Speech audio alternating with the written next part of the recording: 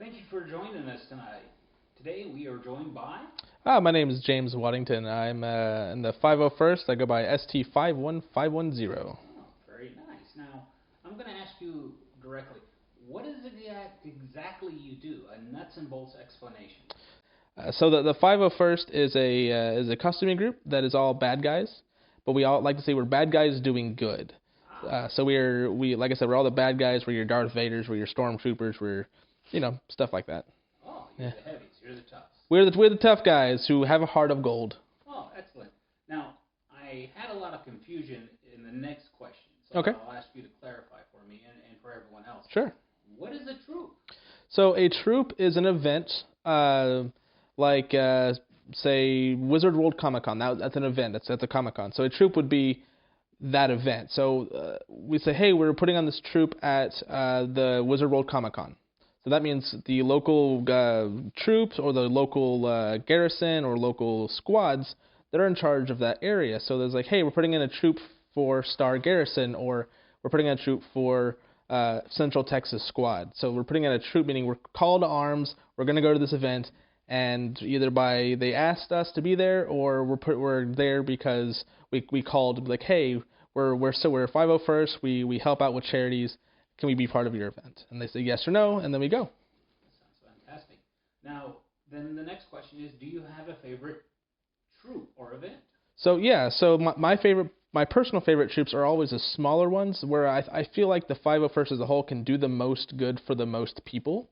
Instead of being like a crazy event like, say, San Diego Comic-Con or any of the large Comic-Cons around the country, the smaller local groups, I think, or local troops rather, are better and more beneficial for everybody. For one, it gets us closer to the people that are in our community, as well as networking for other events in the local area. So that's cool because kids will come up to us and go, oh, you're a stormtrooper or you're Darth Vader, and then maybe their dad or their mom or their brothers or coworkers have an event that we can get invited to go to. So it's a little easier that way for me.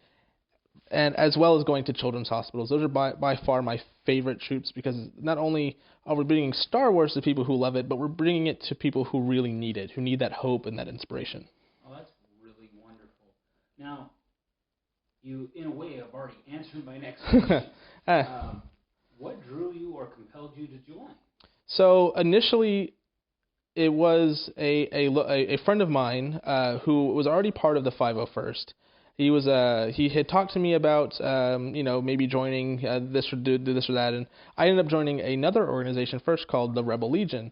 What the difference between Rebel Legion and 501st? Rebel Legion is all good guys doing good, so your Jedis, your senators, your fleet troopers, anybody doing not the Empire's duty, right? So it's anybody else basically. I joined them first, and then I really had set my desires on doing a clone trooper, say like from like Attack of the Clones Episode 2. But then Rogue One came out, and then I saw the Shore Trooper, and I was like, that's the one I'm going to do. And because my friend was like, hey, you should do this, it's a lot of fun. I was already involved with Star Wars costuming. I was like, you know what, yes, I will. And I built the Shore Trooper and got approved through the build, and that's how I became part of the 501st. But what really drew me in was the giving back to the community, giving back to the kids, giving back to the people who love Star Wars. Excellent. Now, do you have a message for the CEO? For Vader, do I have a message for Vader? Careful there.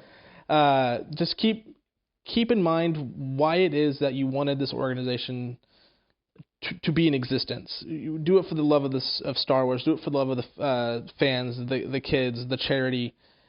Don't make it about the best costumes or the best, the biggest group, or, making these flashy things. Yeah, Star Wars Celebration is amazing, and that's something that we all would enjoy going to, fans and large costuming groups alike, but it's not about that. It's about seeing the smiles on kids, and it's about helping the community raise funds for whatever charity.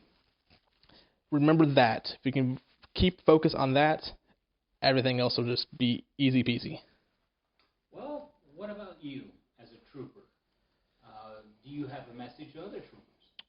Yeah, I would say so.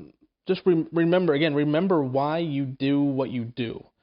Remember that you join this organization for your love of Star Wars, and that's fine and dandy. But when you get involved with the community and you get involved with raising funds for charity organizations, or you get to see the kids' faces, and you get to see, not just kids but adult fans like going, oh my gosh, that is so cool. How did you build that? Or what is it made out of? Or they have 1,000 questions.